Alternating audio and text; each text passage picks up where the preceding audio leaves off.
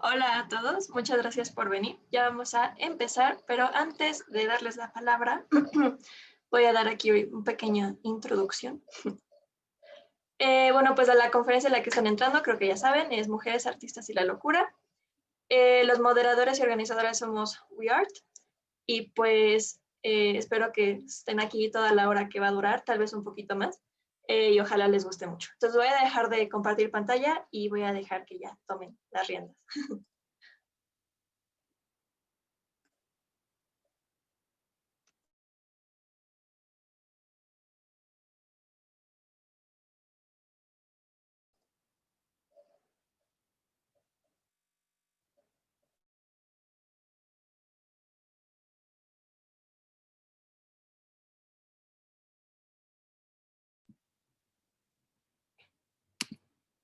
Bueno, hola, estamos esperando un segundito que venga Juli, que es la otra chica con la que vamos a estar dando la charla.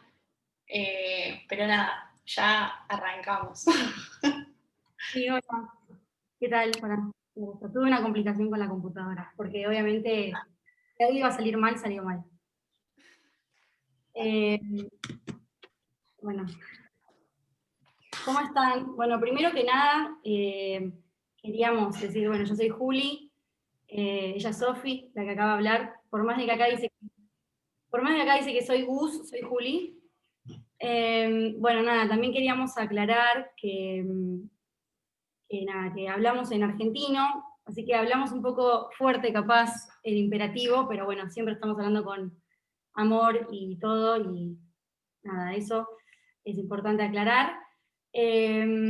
Y también queríamos decirles que si hay alguna palabra que no entienden, nos pueden decir, y que fijen el usuario a la presentación, así pueden verlo de corrido de manera continuada, y nada, eso. Y ya empezamos. Ok, bueno.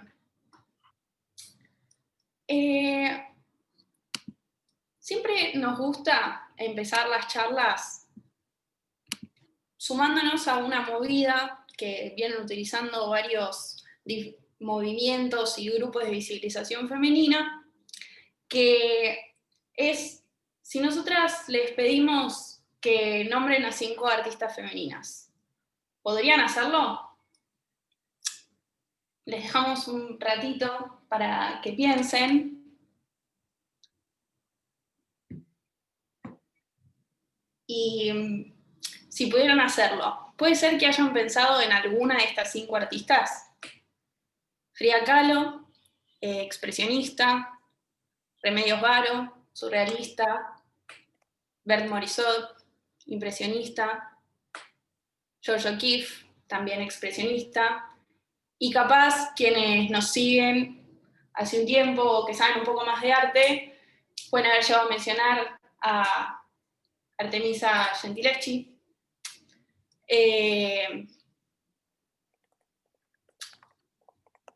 Las Ninguneadas nace como un proyecto de investigación y divulgación cuando nos dimos cuenta que incluso siendo mujeres artistas y habiendo estudiado arte gran parte de nuestra vida, no podíamos o nos costaba muchísimo mencionar a 5 pintoras femeninas. La realidad es que no las encontrábamos en los museos, no las encontrábamos ni en la educación pública ni en la educación privada que tuvimos, ni en la primaria, ni en el secundario, ni en la universidad. Y nos parece importante resaltar antes de empezar la charla que ni Juli ni yo somos historiadoras del arte, ni nos dedicamos a la investigación artística de forma profesional. Lo que nosotras hacemos y el conocimiento con el que contamos nace de la investigación que tenemos disponible al alcance de nuestras manos, y obviamente también tiene que ver con nuestras vivencias y nuestras opiniones personales. Es probable que haya alguien en el público que sepa más de arte o que sepa más de historia que nosotras, pero no quisimos tomar eso como un impedimento para llevar adelante este proyecto que busca aprender, difundir y sacarle el elitismo y el clasismo al arte como lo conocemos, centrándonos sobre todo en las artistas femeninas, porque sabíamos y sabemos que estábamos ahí, solamente que no nos mostraron. Luego de muchos meses de investigación, podemos mostrarles que nosotras de esta lista podemos pasar a esto. Así que, sin más, empezamos con la charla del día de hoy. Como ya dijo Monse, por favor, que silencien sus micrófonos.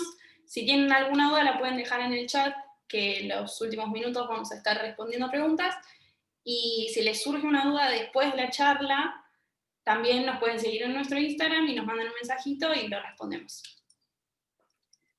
Bueno, empezamos. Vivimos en una sociedad en donde la locura y el estar loco es bastante complejo, donde te categorizan y te encasillan dependiendo de lo que se cree que es una sanidad mental. Si bien día a día vamos derrotando conceptos y aprendiendo más, en la historia del arte se encuentran muchos casos de artistas a quienes han juzgado, encerrado, humillado, hasta incluso prohibido continuar con su arte.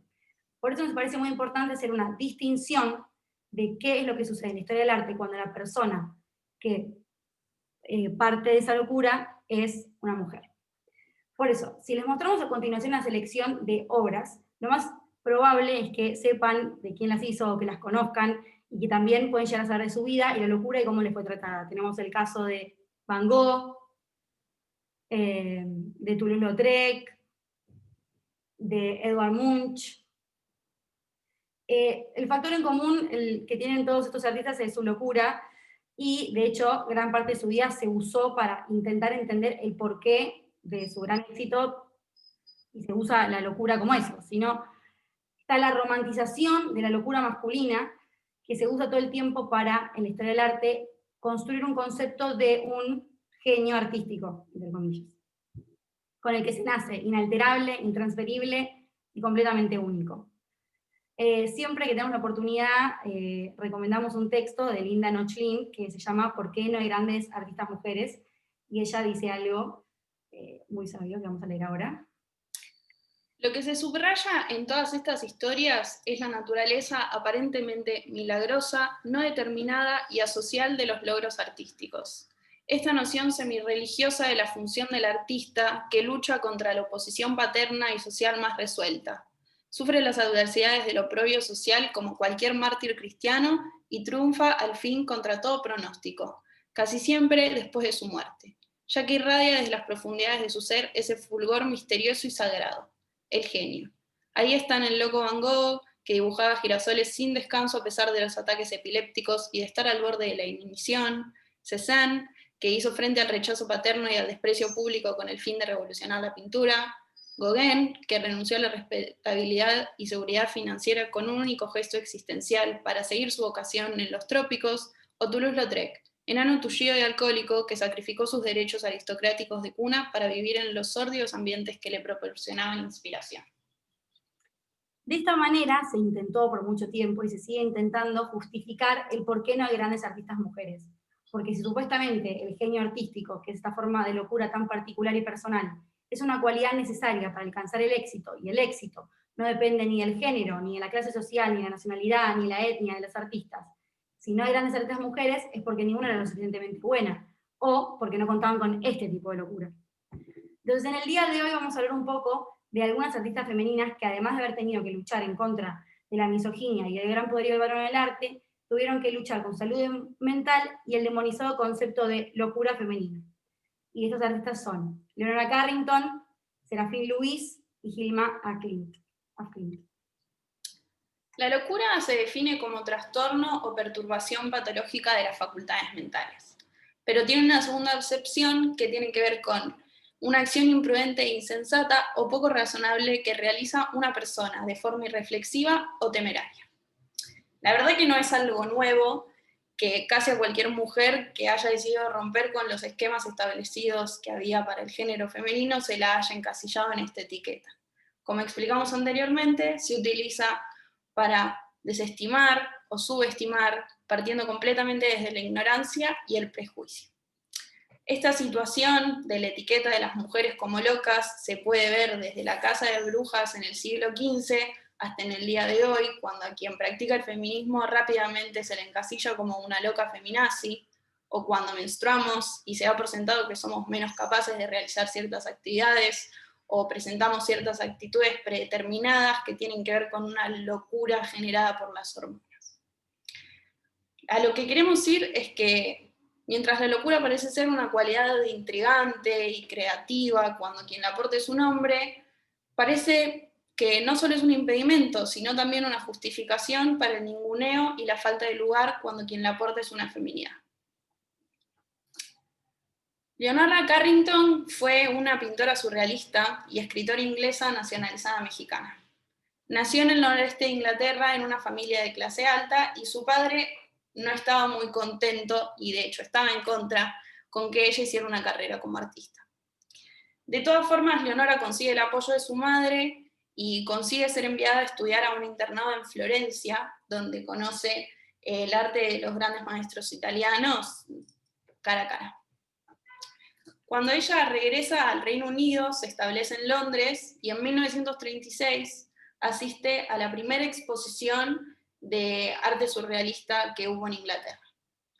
Ahí ella descubre la obra de Max Ernst y lo conoce un año después en una cena, y este es un punto de quiebre en la vida de Leonora porque implica la separación total de su familia. Con solo 20 años, ella se muda a París con Ernst y se casan. Dato no menor, Ernst tenía 26 años más que ella. En París, Leonora se acercó al círculo surrealista del que formaban parte Salvador Dalí, André Breton y Pablo Picasso. Ella, durante toda su vida, contó que igual, si bien eran un grupo revolucionario, los surrealistas tenían ideas bastante retrógradas en cuanto a cuál era el lugar de la mujer en el arte. Para ellos las mujeres eran musas y ya. El famoso "nos quieren como musas porque nos temen como artistas". Ante esta situación, ella dijo varias veces que no tuve tiempo de ser la musa de nadie porque estaba demasiado ocupada rebelándome contra mi familia y aprendiendo a ser una artista. Carrington y Ernst se mudaron a Provenza, donde tuvieron una vida tranquila y feliz, con mucha creación, pero que solamente duró un año. Porque en septiembre de 1939, como sucedió con muchos otros alemanes y austríacos que vivían en Francia, Max Ernst queda identificado como un residente extranjero proveniente de un país hostil y es arrestado. En este momento, Carrington reconoce que se vio afectada por lo que ella llama un síndrome de guerra y que estaba perturbada, físicamente disminuida, que estaba mentalmente debilitada, estaba en otra, como diríamos nosotros ahora. Entonces, además a esto se suman que Leonora se tiene que ir a Madrid escapándose del régimen nazi, y ella aprovecha ese viaje para buscar alguna forma de encontrar a su pareja y encontrar alguna salida para el campo en el que él estaba. Pero en este momento en el que ella está sola, en Madrid, y que ya no le pertenece a su esposo, su padre consigue hacer lo que quiso hacer desde el principio: encerrarla. Con ayuda de las autoridades españolas y del cónsul inglés, se la llevan primero a un convento y después la trasladan en auto al norte, y en ese viaje le dan 3 veces luminal y una inyección de anestesia en la espina dorsal, y la entregan prácticamente como un cadáver al psiquiátrico del doctor Morales, donde la tienen durante 6 meses atada de pies y manos. La medican con cardiazol, que tiene un efecto parecido al electroshock, y 6 meses después de estar en el psiquiátrico en España, el padre manda desde Inglaterra la orden diciendo que ahora ya quiere que se la lleven a otro sanatorio, pero en Sudáfrica. Cuando a Leonora la están trasladando y ella está esperando el barco en Lisboa, ella consigue escaparse del acompañante que tenía y se toma un taxi y se va a la Embajada de México, en donde estaba Renato Leduc, que era un diplomático que ella había conocido cuando vivía con Ernst en París, y se casan. Se casan por conveniencia, y como ella ahora es una esposa de un diplomático, no depende de lo que pedía su padre, entonces ella se puede escapar a Nueva York. En 1942, ella emigra a México, se queda viviendo en México y en 1943 se separa de Renato Leduc y cada quien sigue con su vida.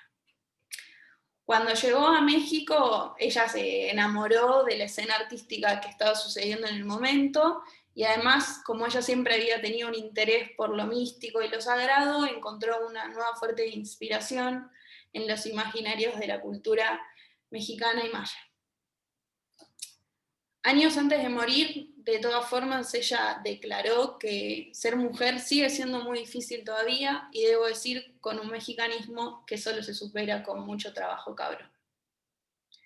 La historia de Leonora nos muestra el lado más patriarcal del arte. Ella tenía un padre que no quería que su hija fuese artista, y cuando pierde la batalla sobre propiedad del cuerpo, espera. Se queda esperando impacientemente a volver a tener poder sobre ella, y cuando lo tiene, la entrega y la encierra en un psiquiátrico para que no pueda seguir creando, y toma la locura como una excusa para castigar a una artista femenina que lo único que quería era crear en libertad, acompañado lógicamente de todo un cuerpo médico y burocrático, porque él tenía mucho poder, que le cumple el capricho, y ella consigue escapar y triunfa en vida en el arte. Ella fue muy conocida, de hecho es una de las artistas femeninas más conocidas hoy, sin necesidad de seguir con ningún tipo de tratamiento psiquiátrico, pero de todas formas, con toda esta historia encima y con todo lo que significa ella para el surrealismo, ¿cuántas veces habían escuchado hablar de ella? Bien. Serafine Louis. Serafine Louis fue una pintora francesa precursora del estilo naif. No existe una investigación completa y definitiva sobre su persona que descifre el misterio de quién era ella. No se sabe casi nada. Lo único que se sabe son pedacitos de historias de una mujer que vivió la mayor parte de su vida al margen de la realidad. Era autodidacta, mística, misántropa, introvertida, rara, y en especial rara, tan rara que el canon artístico se sintió más cómodo arrinconándola y convirtiéndola en una anécdota. Serafine nació en 1874 en Arcy, un pequeño pueblo con apenas 300 habitantes al norte de Francia. Cuando tenía 1 año muere la mamá y 5 años después muere el papá. Queda huérfana, sin familia, solo con una hermana que la rechaza. Cuando tiene apenas 7 años empieza a trabajar como pastora hasta que queda al cuidado de un convento en Senlis, disculpen mi francés, no va a ser bueno, donde comienza con un poco de 10 años a ser limpiadora y criada. De la vida del convento le quedan 2 cosas, su amor y devoción a Dios y el amor a las flores. Después de pasar 20 años en ese lugar, se decepciona por la frialdad de las hermanas y busca un nuevo inicio para su vida y empieza a trabajar en Senlis como mujer de la limpieza. La pequeña burguesía la acoge y encaja con su carácter callado y con su discreción. Y vivió así muchos años, hasta que una nueva epifanía la trastoca, y cuando tenía 38 años, ya hace mucho no pintaba, y estaba convencida de que había sido solo una distracción infantil cuando pintaba las flores del convento, y una noche, en trance, dice que recibió la visita sagrada del arcángel San Gabriel, quien dice que le dijo que tenía que pintar la gloria de Dios.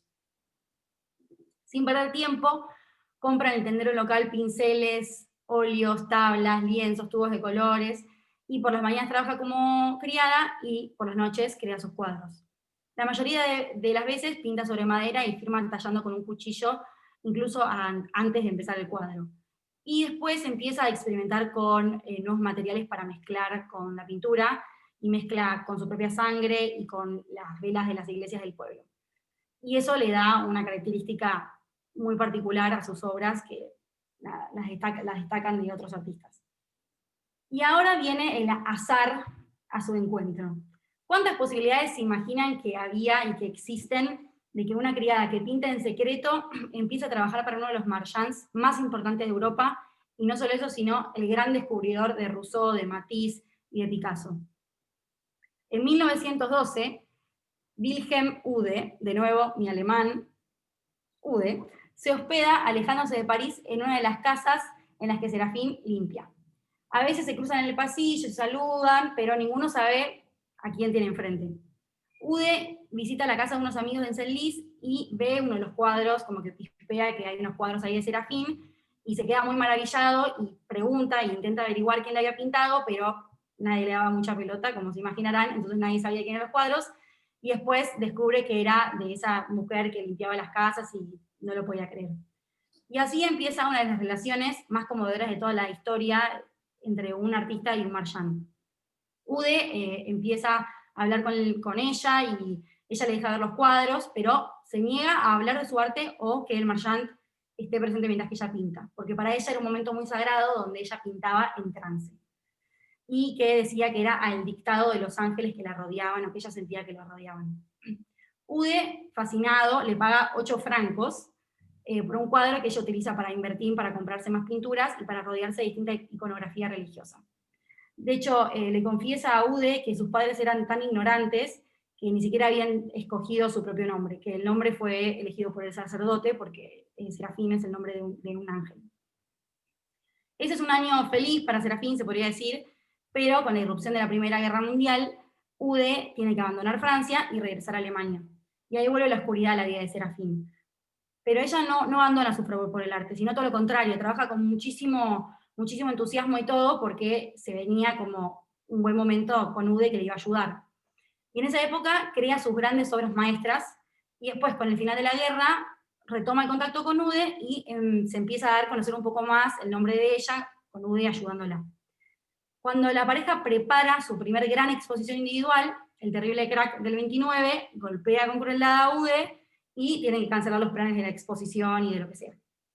Entonces, deja de visitar a Serafín y Serafín empieza a dejarse llevar por el aislamiento y sus visiones y sí misma y queda muy sola.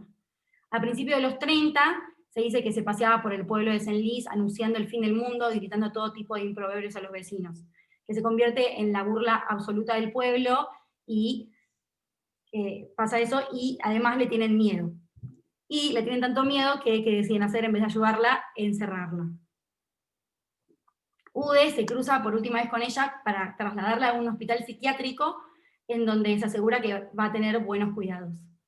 En la admisión de la hoja del hospital dice que sufre psicosis crónica con delirios de grandeza, es pintora, los delirios han aumentado, escándalo nocturno, tez pálida, admitido. Su suerte ya estaba totalmente echada para ese momento, ella deja de pintar, lo que quiere decir que ya nada la ataba a este mundo porque era su conexión a tierra. Ude la da por muerta porque no la visita nunca más. La rechaza porque dejó de pintar, entonces ya no le servía para sus propósitos de marchand, no se sabe. Lo único que se sabe es que con el estallido de la Segunda Guerra Mundial, los hospitales se vacían de recursos y Serafín muere de hambre en el 1942, teniendo 78 años. Cuando se termina la guerra, Ude, capaz sintiéndose culpable por haberla abandonado, o capaz simplemente no se sabe, intenta aprovecharse una última vez más de su talento y organiza una exposición individual dedicada a Serafín con sus obras. En ese momento es un éxito, pero no les quiero sorprender, pero no le dan mucha pelota a la historia del arte y quedó muy olvidada. En los últimos años se ha intentado recuperar su nombre y colocarlo en un lugar más preponderante de la pintura francesa, pero su turbulenta vida sigue jugándose en contra. Mujer analfabeta, sin estudios, pobre, sin grandes relaciones profesionales, sin un marido famoso, sin un hermano famoso, sin un novio famoso, nada, psiquiátrica y devota a Dios. No tiene nada que sustente prestigio para esta sociedad. La última artista de la que vamos a hablar hoy es Hilma af Klint. Ya aviso desde el principio que a veces digo Hilma y a veces digo Ilma, pero es Hilma, perdón, que nació en Suecia, que fue una de las pocas mujeres que pudo estudiar académicamente arte, porque ella, al ser de Suecia, pudo asistir a la Real Academia Sueca de las Artes en Estocolmo, que era de los muy pocos lugares que admitían mujeres en toda Europa para enseñarles arte. Fue ahí donde ella aprendió a pintar lo que se puede decir académicamente, pero el tema que tenía Hilma es que ella tenía más una conexión espiritual con todo en la vida. Cuando era chiquita, vio cómo se moría su hermana, y desde ahí ella quedó muy en el flash espiritual, y cada vez más se interesó por esa espiritualidad y por el más allá, y quería encontrar la forma de plasmar en el lienzo todas esas sensaciones que tenía.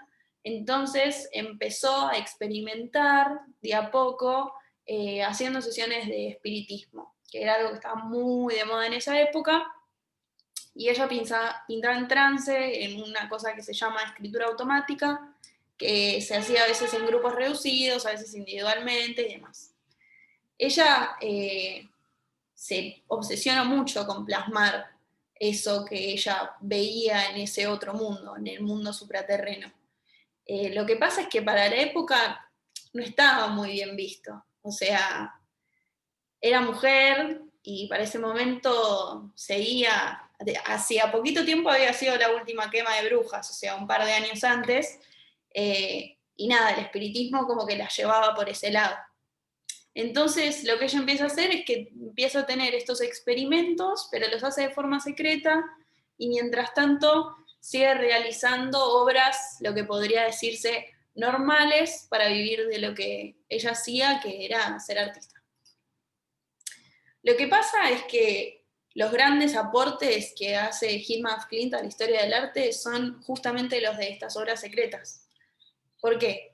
Porque son más de 1000 cuadros. 1000 cuadros es una locura en dimensión a cuántos cuadros suele dejar un artista, es un montón. Son 1000 cuadros abstractos que se hicieron mucho antes de que existiese el arte abstracto en Occidente. Y acá, siempre que hablamos de arte abstracto, queremos hacer un paréntesis.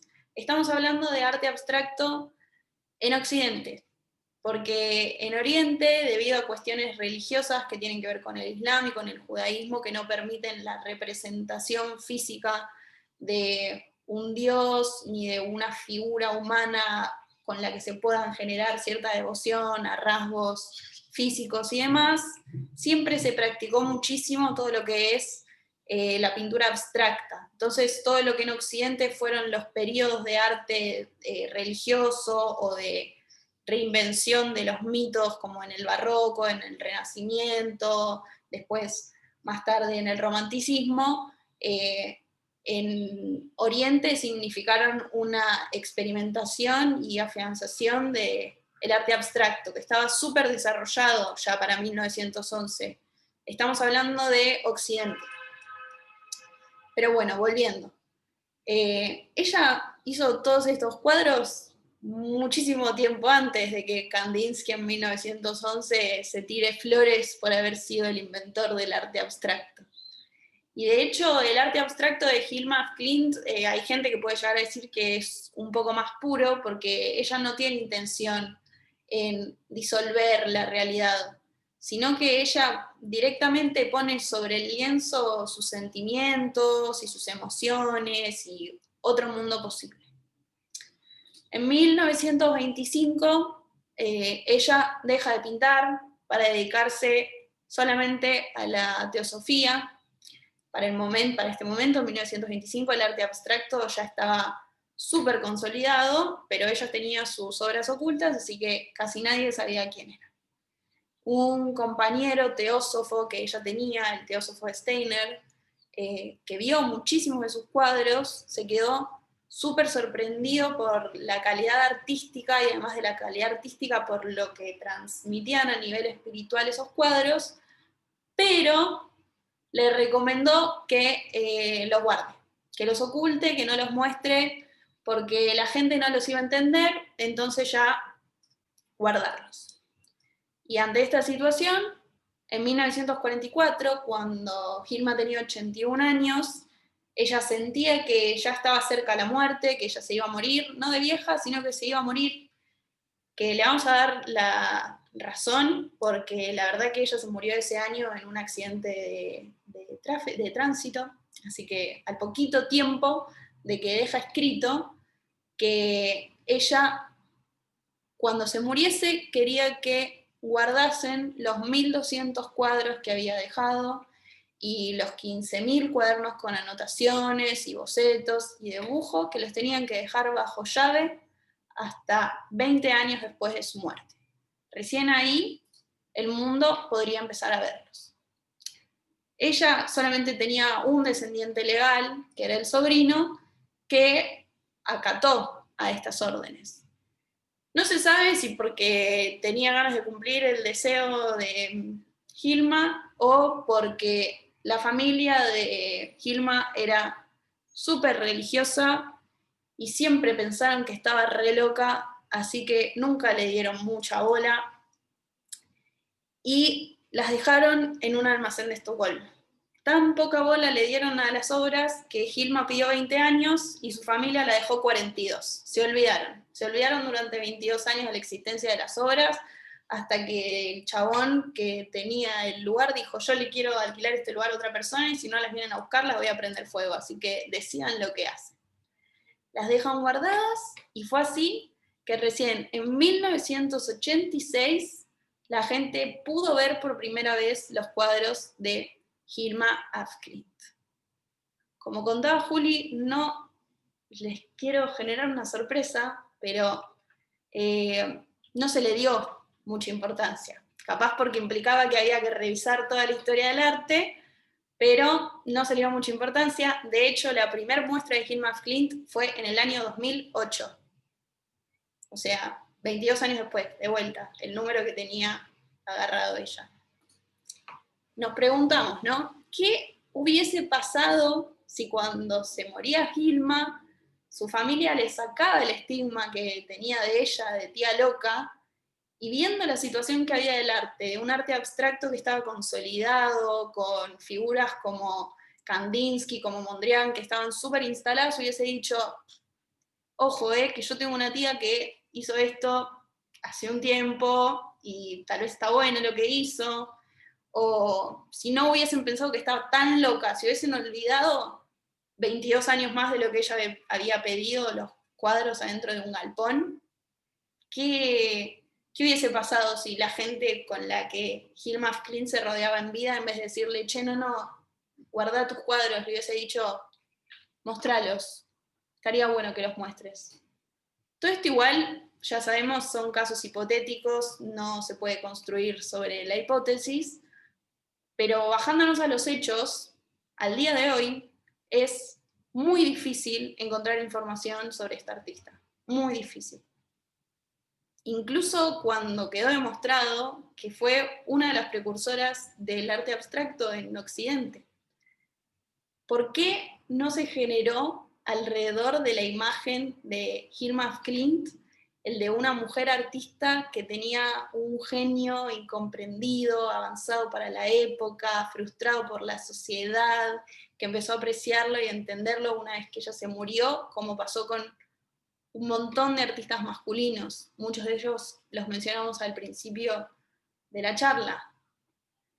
La historia de Hilma entonces nos sirve para cerrar y para reforzar esta idea que veníamos presentando de la locura social a la que se nos somete a las mujeres. Ella se tuvo que esconder por miedo a ser perseguida, tuvo que mantener vidas artísticas paralelas, una para ganarse la vida y otra para hacer lo que realmente le interesaba, porque sabía que si le mostraba al mundo el arte que ella hacía, que rompía con los esquemas, no iba a poder seguir viviendo de ser artista. Y cuando decimos que rompía los esquemas, no hablamos solamente de los artísticos, porque cuando un hombre en esa época era un teósofo, se decía que formaba parte de una corriente, se transformaban en escritores, en grandes profesores, y las mujeres automáticamente quedaban en el lugar o de brujas, o de locas, o de gente que estaba fuera de sus casillas, y demás.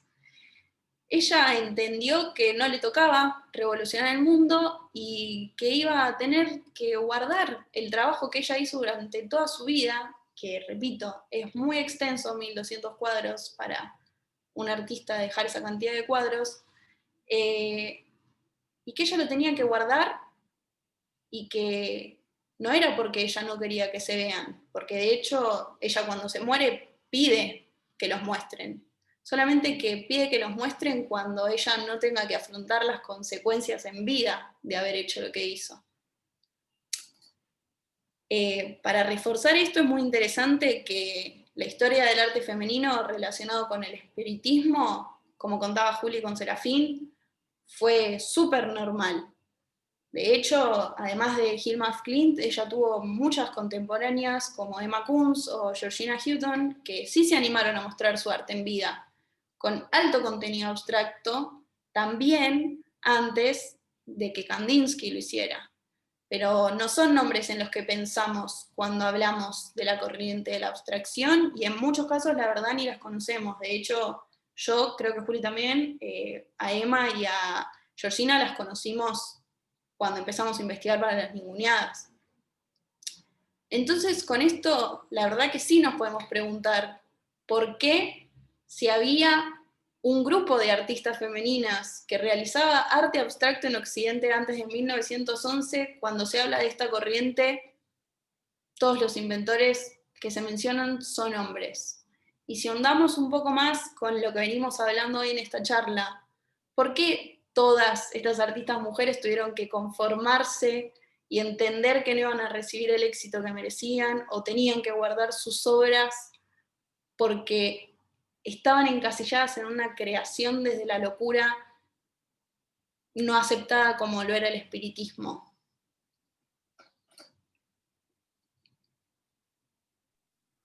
Bien.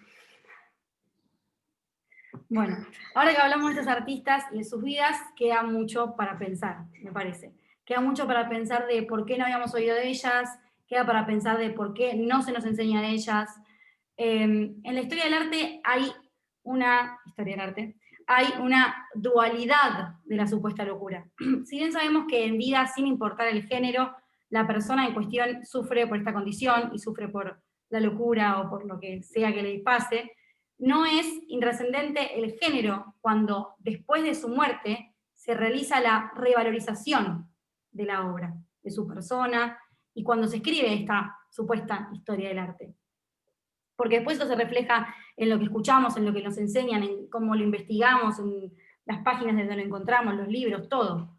Como para un hombre el haber estado loco sube el precio de su obra, y como haber estado loca nos hace desaparecer del mapa artístico o directamente del mapa. Esto que estamos contando sucede en muchos ámbitos, no solo en la pintura en particular como estamos proponiendo nosotras, sino también en la música, en la poesía, en el teatro, y estamos seguras que hasta en otros entornos laborales no artísticos. Como siempre decimos, igual este es nuestro punto de vista, y recomendamos seguir investigando y aprendiendo con nosotras junto a este tema y todo. Algunos artistas que les podemos recomendar, que tienen que ver con esto que estuvimos hablando y charlando hoy, son Juana Romani, que su marido la internó durante 20 años en un manicomio prohibiéndole pintar. Mildred Burton, una argentina, quien también, al igual que con Leonora había contado Sophie, tiene que ver mucho con la locura social, porque la familia la interna en un psiquiátrico cuando tiene 10 años, simplemente porque rompía con los esquemas sociales y familiares y todo eso, y después en el psiquiátrico la dejan ir unos años después porque le dicen que no había ningún tipo de propósito por el cual ella tenía que estar en ese lugar, y a los 15 años el padre la casa, como para que esté con alguien a los 15, y después ella se escapó del hogar y nada, después tuvo una vida un poco más exitosa artísticamente. Después Yayoi Kusama, que se internó a sí misma hace 40 años en un psiquiátrico en pos de poder seguir creando. Pero esa parte de su vida no se suele mostrar mucho cuando se habla de Yayoi, porque ya no vaya a ser muy vergonzoso o después que descalifique su éxito como artista.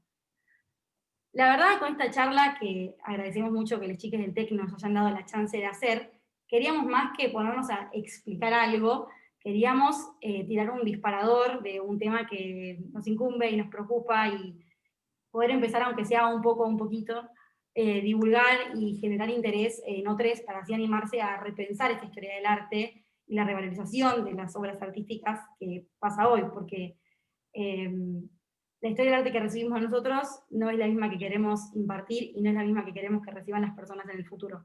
Entonces hay que construir eso juntos para ir cambiándolo a poco.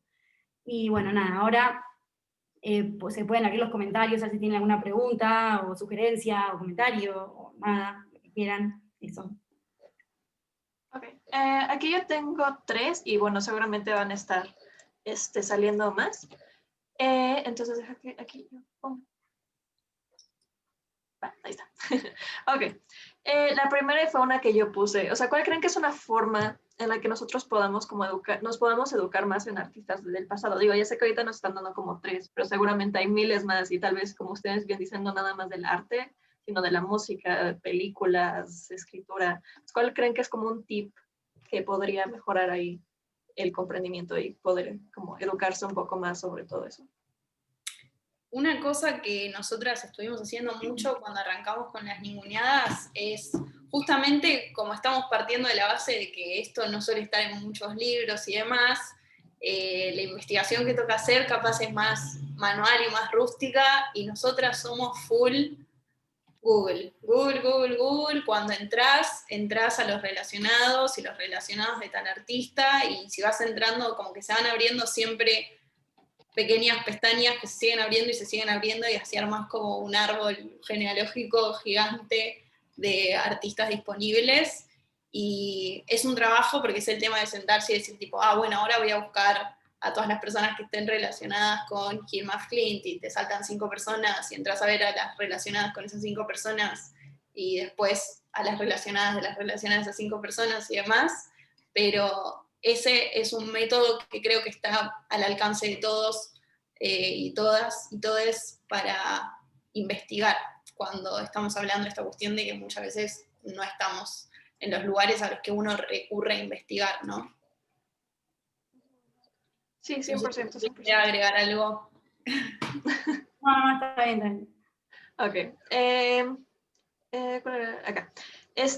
Bueno, estaban también hablando de cómo, bueno, por el ejemplo de las 1200 pinturas que no las quería enseñar. Siento que pues también nosotros las mujeres o también a los hombres de vez en cuando, ahorita aún nos pasa de, es que no lo quiero mostrar porque me da pena, me da cosas, siento que me lo van a criticar.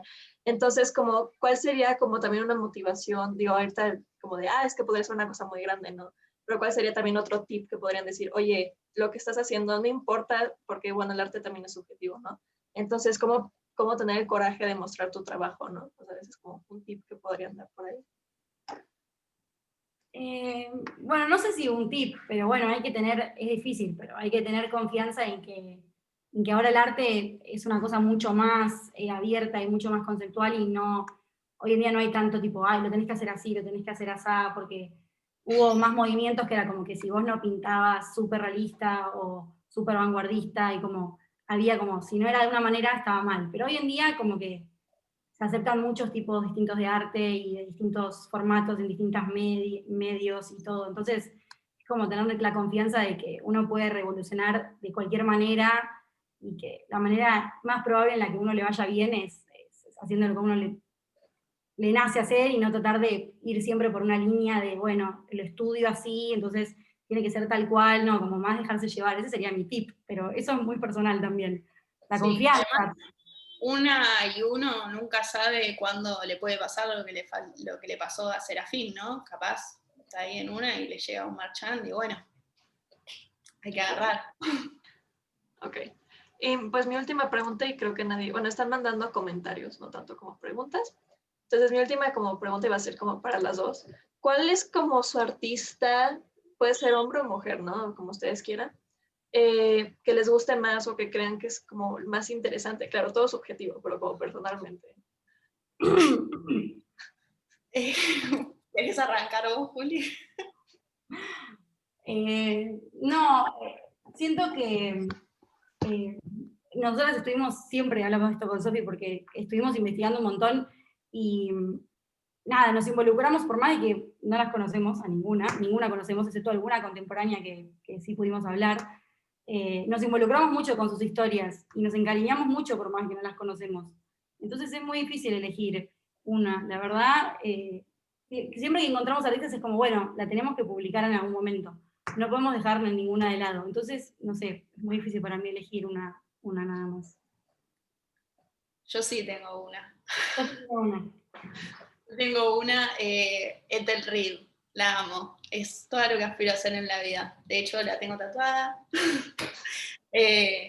Pero sí, coincido con Juli. La verdad que capaz antes de haber investigado, sí tenía más marcado, y si me preguntabas te podía responder rápido de, Frida o Matiz o Gilma, pero una vez que empezás a abrir y a conocer más y a ver más, te das cuenta de que hay un montón de cosas que capaz nunca dimensionaste que existían, están, y eso es increíble. Entonces, como que cada vez conoces más y cada vez es más difícil elegir a una persona. Pero mi respuesta es Ethel Reed. Ok, va. Bueno, pues hay preguntas de que si pueden enviar. Sí, vi que había alguien que preguntaba lo de la lista de las que mostramos al principio. Hasta ahora llegamos en nuestro feed de las ninguneadas, llegamos hasta la mitad de las que mostramos hasta ahí, que son más o menos 200 artistas. La otra mitad ya va a venir, pero si nos siguen en Instagram, ahí van a ir apareciendo de a poquito, pero van a estar. Ok, de hecho, justo hablando de Instagram. Ok, pues ese es el Instagram, pues obviamente aquí de las ninguneadas y de WeArt.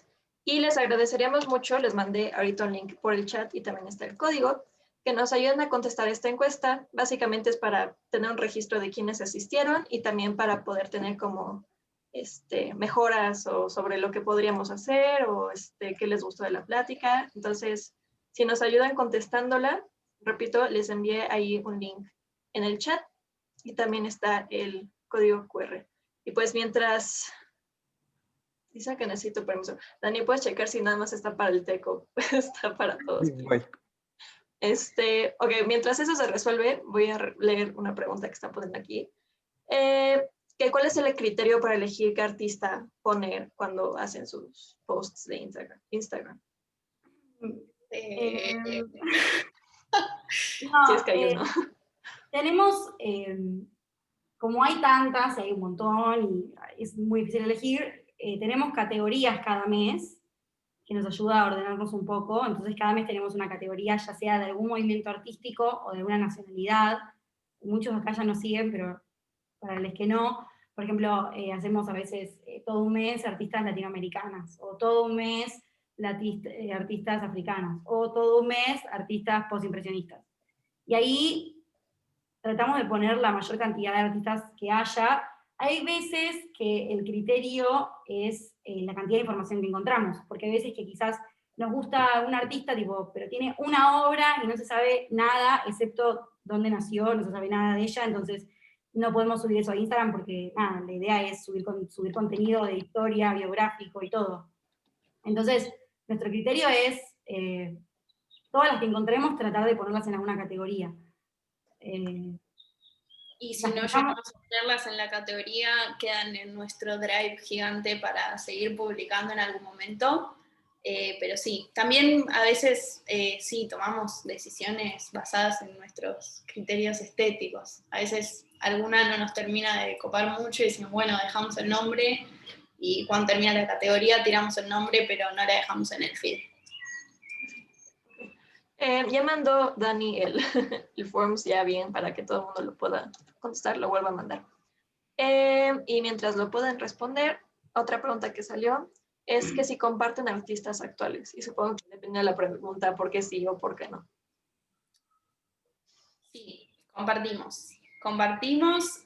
Muchas veces igual compartimos por lo que decía Juli. Capaz encontramos un artista actual en Instagram que nos copa muchísimo, pero no encontramos información sobre ella en ningún lado. Entonces tenemos nuestros guardados de Instagram estallados, y también en un futuro siempre nos interesó cuando empezamos la posibilidad de compartir a las artistas que nos siguen, porque lo que nosotras estamos planteando cuando hablamos de revalorizar el arte femenino no se trata solamente de lo que sucedió y mirar para atrás y lo que se hizo mal en la historia del arte, sino empezar a construir desde ahora. Y tenemos siempre una vez al mes más o menos, preguntamos que nos pasen a sus proyectos o a sus compañeras o a la gente que conocen, artistas femeninas, no binarias y demás, y las tenemos guardadas, les tenemos guardades para empezar a difundirlas de a poquito, y y que empiecen a tener el lugar que les corresponde y aprovechar las redes sociales, que la verdad que son un mundo y que nos dan estas posibilidades, por ejemplo, estar dando una charla para México un sábado de cuarentena. Cierto, cierto. A ver, voy a compartir ahora sí, si es que alguien quiere saber, este ya es el código actualizado. Y están saliendo más preguntas. Entonces, creo que lo respondí al principio, pero supongo, ¿cómo surgió el proyecto de las Ninguneadas y si se conocían antes? Juli y yo ya nos conocíamos de antes, fuimos juntas al secundario, fuimos a la misma edición. Las dos somos artistas, así que además teníamos como ese otro tema, y fue un poco gracioso como surgió Las Ninguneadas. Medio que cada quien lo empezó por su lado, por distintas cosas. Juli capaz estudia más Bellas Artes que yo. Yo estudio diseño gráfico y Juli es más de clases de Bellas Artes y demás. Y a Juli le surgió la duda y siempre era tipo, voy a un museo y no puede ser que voy y vuelvo y no hay ninguna artista femenina, loco, no puede ser. Y yo tengo el objetivo de ser un museo humano, así que me quería tatuar a una artista femenina porque me di cuenta que no tenía tatuada ninguna artista femenina. Pregunté en Instagram, che, ¿alguien conoce a alguna artista femenina? Nadie me contestó y yo dije, ¿cómo puede ser? Empecé a investigar y armé ahí una carpeta y dije, no, loco, esto hay que mostrarlo. Y una vez, mientras Juli se estaba yendo de viaje en un auto y yo al mismo tiempo me estaba yendo a otro viaje en otro auto, nos pusimos a hablar y dijimos, che, estoy armando esto, y ella, yo también, bueno, juntémonos, fusionémoslo, y arrancó. Muy bien. Espera, es que estoy tratando de las preguntas. ¿Alguna artista contemporánea les ha respondido? Sí. Sí, por suerte sí. No, todavía no hicimos, o sea, tenemos una categoría que, spoiler alert, se va a llamar Últimas Tendencias y vamos a subir muchas artistas contemporáneas, pero todavía no llegó a eso. Cuando hicimos africanas sí, cuando hicimos africanas y asiáticas, cuando hicimos esas dos categorías, como obviamente no se sabía tanto de un montón que sean antiguas, nos dábamos a conocer unas que eran tipo contemporáneas, nada más por Instagram, por las redes, porque en Google no encontrábamos nada de eso. Entonces, la mayoría fueron contemporáneas, y a muchas las tagueábamos en las fotos, y muchas nos contestaron como, muchas gracias, si alguna vez vienen para acá, todo en inglés, ¿no? Pero si alguna vez vienen para acá, téngannos en cuenta, y nos invitaron a sus galerías, y como muy, muy buena onda, y eso fue muy gratificante. Porque sí, porque además había algunas artistas que tenían menos seguidores en las redes que nosotras con el proyecto. Entonces nos dijeron que les había reayudado y que les había subido el algoritmo de Instagram, que como sabemos es un poco complicado para los artistas. Así que sí. Bueno, qué padre, la verdad. Pues felicidades, digo, ya se lo están poniendo en el chat también, pero pues sí, su proyecto la verdad es que tiene mucho peso para muchas cosas, la verdad. Y pues eso sería todo. Ahora sí que ya se nos acabó el tiempo. Los que no hayan contestado la encuesta, sí les pedimos por favor que la respondan. Y pues los que ya y no tengan ninguna otra duda ni nada, pues muchas gracias por venir. Y pues también muchas gracias otra vez. Muchas Gracias a ustedes por escuchar. Damos el lugar a ustedes y muchas gracias por escucharnos a la gente que vino. Sí, muchas gracias. Entonces voy a acabar ya la reunión. Va a estar grabado para los que no hayan entrado al principio.